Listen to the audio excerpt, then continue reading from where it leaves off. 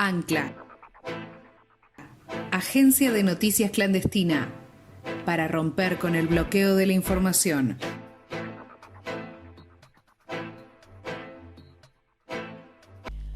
Presente un poco quiénes son los compañeros del megáfono y ya estamos.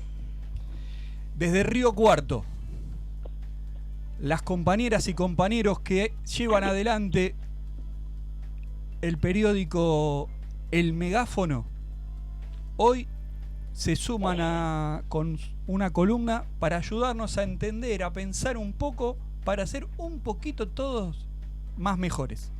Y hoy vamos a charlar con Carlos Leigedal, el Carlitos de Río Cuarto para nosotros, que integra ese colectivo. Bienvenido, Carlos, ¿cómo estás? Buenos días, ¿cómo están? ¿Cómo les va? Una alegría volver a encontrarnos. La alegría es compartida, Carlos. Así es, así es. Espero que estén bien. Gracias a Dios estamos bien, el tiempo nos trata bien, 20 y pico de grados en el sur del conurbano bonaerense, mucho sol y ni noticias de lluvia.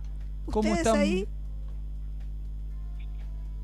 Acá está lindo, bueno, con mucho viento. Río Cuarto se caracteriza por tener mucho viento, así que y anunciado lluvia para la tarde, así que veremos si refresca un poco.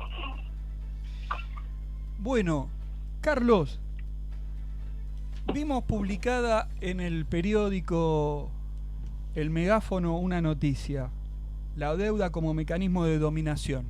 ¿Nos ayudás a entender un poco esto? ¿Cómo no? Vamos a tratar de compartir algunas puntas para comprender y para accionar, básicamente. Como bien dicen ustedes, en el Megáfono hemos publicado esta nota y otras también, en este caso, la deuda como mecanismo de dominación. Y para pasar en limpio, sintetizado como en 3 puntos. Uno, la cuestión del pasado y del presente en relación a la deuda. Mucho se habla, digamos, y hay mucha información dando vuelta, pero bueno, tratamos como de ir a algunos puntos más nodales para comprender y para accionar en torno a esta problemática que nos atraviesa. Pasado y presente porque nosotros, si podemos hacer una fecha histórica, por lo menos en el último medio siglo, durante la última dictadura militar de 1976, podemos encontrar como el inicio de este proceso de endeudamiento externo en dólar, y fundamentalmente cómo se convirtió en pública deuda privada, digamos, deuda de empresarios y de capitales privados. Y también podemos ver que durante la década de los 90, de 1990, encontramos ahí también un proceso de alto endeudamiento en dólares y una transferencia del patrimonio público. Es decir, en la dictadura hubo una sobrecarga de instrumentos y de deuda, en su momento más bancaria que otra cosa, fundamentalmente para lo que era el patrimonio de las empresas públicas del Estado. Entonces se endeudaron. Uno de los casos es, por ejemplo, YPF, en donde se sobreendeudó esa empresa aún no teniendo necesidad, y después en los 90 inició el proceso de privatización, es decir, un doble movimiento, primero con un shock de liquidez innecesario y después la transferencia del patrimonio de empresas que eran de patrimonio público. Parte de esto está en una obra de Alejandro Olmos que es muy interesante y que de alguna manera va poniendo información, fundamentalmente cómo fue la maniobra fraudulenta, ilegal, que de esto ha pasado también por la justicia y demás, y que se ha comprobado, bueno, esos delitos, pero fundamentalmente cómo fue este proceso de endeudamiento y transferencia del patrimonio público. De lo que era público pasó a manos privadas, y el mecanismo que funcionó ahí fue el endeudamiento. Eso es el pasado y es la mochila de alguna manera que arrastramos, pero también tratamos de pensar y de ver el presente, porque también estamos, y sin más lejos, solo este año, tomamos créditos. Argentina tomó créditos en dólares, por ejemplo, con la CAF y con el BID, con el Banco Interamericano de Desarrollo, y con la CAF, que es el Banco de Desarrollo para América, por $6.000 millones. Tomamos créditos para varios proyectos, entre otros para financiar, por ejemplo, la tarjeta alimentar, pero también para infraestructura y demás. Y también hemos pagado este año. Ya van alrededor de 3.200 millones de dólares que le hemos pagado al Fondo Monetario Internacional, al Club de París, y finalizando este año se calcula que vamos a haber pagado 5.000 millones de dólares, tanto en intereses como en capital. Ponemos este dato porque muchas veces nos quedamos con la deuda para atrás, pero para adelante, y fundamentalmente en presente, sigue siendo el mecanismo, no solo porque estamos pagando, sino también porque seguimos tomando créditos. Es un mecanismo que nos atraviesa y que la mochila también está en este presente que vivimos. El otro punto que es importante es el tema de en dólares y en pesos. Lo más, podríamos decir, gráfico es el endeudamiento en dólares, que es, por ejemplo, el que se tomó con el Fondo Monetario mientras el presidente era Mauricio Macri, que está claro que podríamos decir que fue una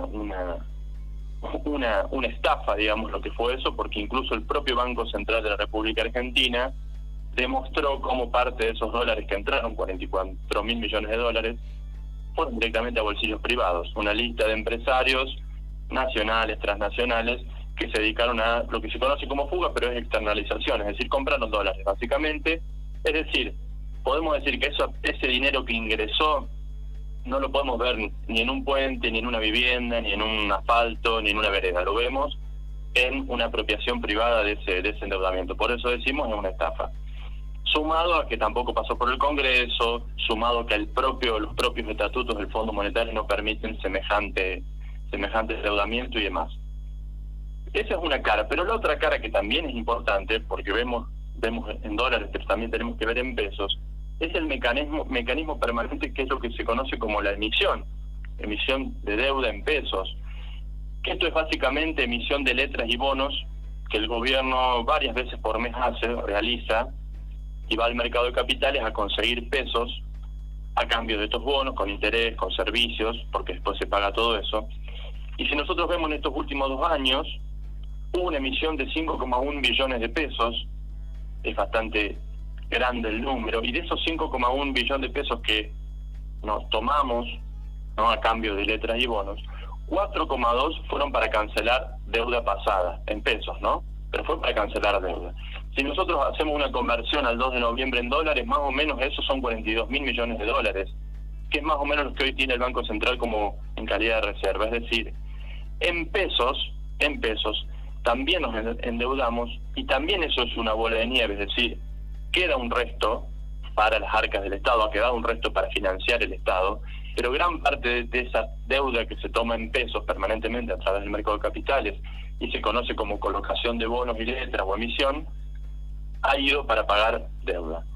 Y hay una bomba de tiempo, por eso vemos la deuda en dólares, pero también es importante verla contracara en pesos, porque hay una bomba de tiempo que está expresada en los bancos, que tienen alrededor de 4 billones de pesos en diferentes instrumentos, las más conocidas son las LELIQ. Se calcula que en letras y en pases, que son intereses que el Estado le va renovando a los bancos a los fines de que ese dinero en pesos no vaya al dólar y haga una puja ahí para que aumente la divisa norteamericana, se calcula que a fin de año, solo en intereses de letras de LELIQ y de pases, los bancos van a haber obtenido 1 billón de pesos. O sea, con los recursos del Estado le estamos dando utilidad, ganancia a este sector bancario. Los fondos comunes de inversión, que tienen un gran peso en la economía y que muchas veces no se ven, pero tienen un fuerte peso en la economía, ya en muchas empresas nacionales, cuentan con 3 billones de pesos en su haber. Es decir, también el problema está en esta moneda. ¿Por qué digo esto? Porque también hay un mercado privado que acumula, valoriza en pesos, y que eso también presiona en el dólar, y por lo tanto presiona la situación general, ¿no? Porque está claro que cada aumento del dólar y cada devaluación perjudica a lo que vale nuestra moneda, a lo que vale nuestro salario, básicamente. Y por último, para cerrar algunos de estos planteos, decimos, esto es un mecanismo de dominación, es un mecanismo de las clases dominantes, un mecanismo imperialista, y no como una denuncia, sino como para entender que es permanente. Digo, nos podemos remontar incluso al empréstito que se tomó durante el gobierno de Rivadavia en 1824, y eso fue como un hecho aislado, pero fíjense hoy, ya es un mecanismo altamente socializado, altamente permanente, estructural, histórico, que trasciende los gobiernos, porque el que viene tiene que heredar esa situación y tiene que ver cómo lo resuelve, y es un mecanismo de dominación, básicamente, de las clases dominantes, que lo que hacen con todos estos instrumentos es valorizar su dinero, endeudarnos y extraer básicamente lo que se produce en un territorio determinado, en este caso Argentina, para su valorización privada. E incluso este problema va más allá de las formas jurídicas. ¿Por qué digo esto? Porque es cierto que hay aspectos, como decíamos, de estafa en relación a la deuda, que son muy gráficos y elocuentes. Pero también hay muchas cosas que están dentro del marco del Estado de Derecho. De hecho, nuestro endeudamiento personal, por decirlo, es decir, con las tarjetas de crédito, bueno, infinidad de mecanismos hay que ya son hipersociales y que nos hace tomar deuda y que están dentro de lo que podríamos decir la ley. Por eso hago esta distinción, no a los fines de no tener en cuenta lo fraudulento, que es muy gráfico y que ojalá se investigue y se procese a los funcionarios que cometieron esas administraciones fraudulentas, pero sí para ver que si hay deuda ilegal, también la deuda legal es un mecanismo de dominación de las clases dominantes, ¿no? Y por último, y que también en otras notas que hemos publicado en el periódico, que se pueden encontrar en el megáfono.net, nos preguntamos el tema de la deuda por recursos. De hecho, hace poquito aquí en la ciudad de Río Cuarto se lanzó una empresa de productores agropecuarios, lanzaron básicamente un bono para capturar, monetizar y valorizar el carbono que se produce en los campos, pero a través de un mercado a través de un bono en el mercado mundial. Es decir, ahora viene toda esta discusión de la deuda por recursos. Quizá en otra época veíamos el tema de los recursos más como invasiones militares, por decirlo, ¿no? Pero ahora el capital financiero me parece que enriquece sus instrumentos de dominación, los complejiza, los sofistica, digamos, los hace más sofisticados, pero en definitiva sigue penetrando en los territorios para extraer nuestra riqueza. De alguna manera, el gobierno o el presidente en el G20 también planteó esta cuestión de poder canjear la deuda con el FMI a través de los bonos verdes. Hay toda una línea, fundamentalmente en Europa, en relación a toda esta emisión de instrumentos y de bonos para cuidar el planeta, pero que en definitiva son formas de mercantilizar lo que es nuestra naturaleza, nuestros recursos naturales y demás. Y bueno, es algo bastante complicado para nuestra soberanía, para nuestro trabajo en particular, porque son formas novedosas, por decirlo, quizá difícil de ver porque se usan plataformas y cuestiones más intangibles, pero que en definitiva nos siguen extrayendo nuestra riqueza producida, nuestros recursos naturales, y creo que en esa encrucijada en la que estamos. Por eso era importante, o por lo menos en esta nota y en otras también, develar algunos nodos, algunas cuestiones cruciales de este problema, porque no solo es pasado, sino que la deuda es presente, no solo en dólares, sino que también en pesos. Cada vez son más instrumentos los que se generan, pero en definitiva todo apunta al mismo punto, que es un mecanismo de dominación vía endeudamiento que hace valorizar el dinero, los bonos y las letras de ciertas fracciones de capital privadas y básicamente empobrecer a los pueblos que pisamos este suelo y trabajamos todos los días para generar la riqueza. Esa es un poco la encrucijada en la que estamos y el aporte de esta columna que salió, bueno, y que sale acá en forma radial y que hemos escrito en el papel y en lo digital en el periódico El Megáfono. La verdad que te agradezco, que quienes no venimos del palo de lo económico, te agradecemos la claridad, ¿sí?, de la descripción de cómo se compone la deuda. La verdad que muy agradecidos en nombre de los oyentes. No, en principio, muchas gracias, Carlos. Las felicitaciones y el saludo para todas las compañeras y compañeros del Megáfono. Digo, pero contarle también un poco a los oyentes de que este grado de claridad y profundidad a la vez se logra cuando no solo uno es un cuadro técnico, sino que aparte un cuadro político. Digo, y eso está buenísimo. Nos enorgullece y nos alegra que hayan aceptado la propuesta de contarle un poco a los oyentes de Ancla Radio esas cosas que leemos ahí en el megáfono. Carlos, Bueno, muchísimas gracias, saludos a los compañeros. Bueno, muchas gracias a ustedes. Un abrazo. Muchas gracias y seguimos, Sí, seguimos compartiendo. Adelante. En 15 días nos estamos hablando. Un abrazo. Un abrazo. Gracias, Carlos. Gracias a ustedes. Si te gustó las palabras de Carlos, podés encontrar el periódico El Megáfono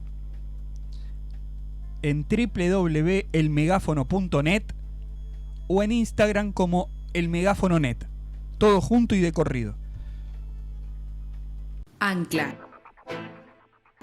Agencia de noticias clandestina. Para romper con el bloqueo de la información.